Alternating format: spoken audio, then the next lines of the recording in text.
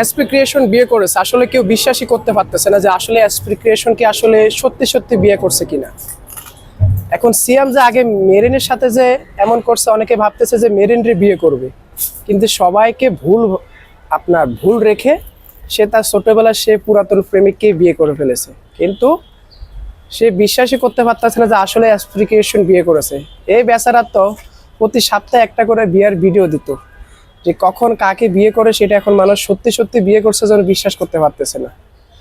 এখন মেরিন আপুর কি হবে? অনেকে তো ভাবছে যে এসপি ক্রিয়েশন শুধু মেরিন আপুকেই বিয়ে করবে। ভুল ভাঙিয়ে এখন নাকি সে তার পুরাতন প্রেমিককেই বিয়ে করেছে, যে প্রেমিকের জন্য সে ছোটবেলা থেকে অপেক্ষা করে রেখেছে। তার ফেসবুক কাভার ফটোতে যে ছবিটি দিয়ে রাখছিল, বিশ্বাসই করতে পারতেছে না যে এসপি ক্রিয়েশন এখন বিয়ে করছে।